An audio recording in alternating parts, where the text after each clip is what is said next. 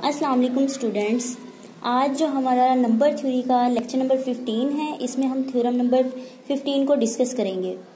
तो theorem number 15 है हमारे पास, if C is any common divisor of A and B then C divides GCD of A B.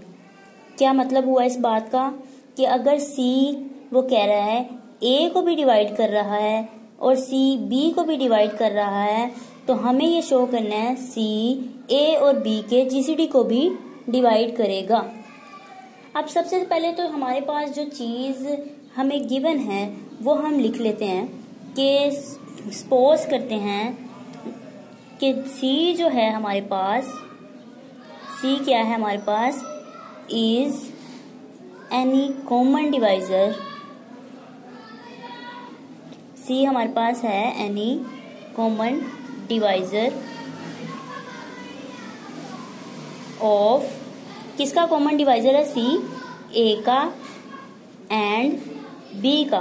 तो इसका मतलब हुआ दैट इज सी डिवाइड कर रहा है ए को भी एंड सी डिवाइड कर रहा है बी को भी।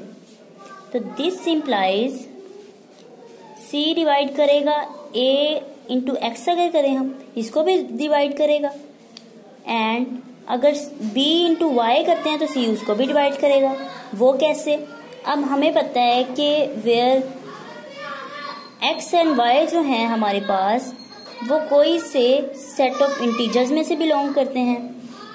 अब देखें, एक नंबर है हमारे पास ए जिसको कह देते हैं हम, लेट कर रहे हैं हम, ये समझाने के लिए आपको साइड पे रफ फॉर्मूला, ये रफ के लिए कि अगर ए हमारे पास कोई सा नंबर है 2, तो 2 हमें पता है 8 को डिवाइड करता है, ठीक है।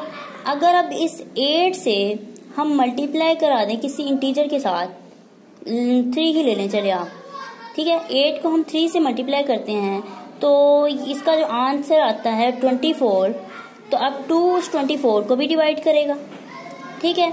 तो इस वजह से हम इस a को हम x से मल्टीप्लाई करवा सकते हैं, जबकि x कोई सा इंटीजर है। तो c अगर a को डिवाइड करता है तो जाहिर सी बात है c a और x को भी डिवाइड करेगा। उसके बाद अब हमें ये भी पता है कि डिवाइजर ऑफ 2 नंबर्स, ठीक है, 2 नंबर का जो डिवाइजर होता है ऑल्सो डिवाइड्स देयर सम, उनके सम को भी डिवाइड करेगा। फिर मैं क्या कह रही हूँ वो बात मैं लिख लेती हूँ। वी नो दैट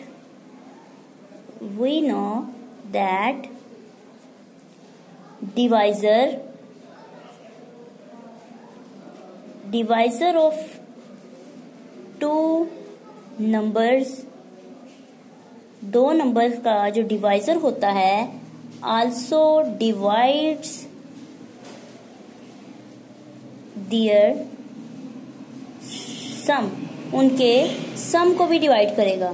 तो दिस इम्प्लाइज C डिवाइड करेगा AX प्लस BY को, ठीक है। अब C इसको डिवाइड कर रहा है, इसको भी डिवाइड कर रहा है, इसका मतलब C इन दोनों के सम को भी डिवाइड करेगा। उसके बाद हम इसको इस तरह से लिख सकते हैं, C डिवाइड कर रहा है A और B के जीसीडी को भी। हम क्यों ऐसे लिख रहे हैं? क्योंकि हमने पढ़ा है बिकॉज जो हमारे पास लीस्ट लीनियर कॉम्बिनेशन होता है, हमने ये मार्क पढ़ा था, जो लीस्ट लीनियर कॉम्बिनेशन होता है वो जीसीडी के इक्वल होता है। तो इसका मतलब हम इसको ऐसे लिख सकते हैं।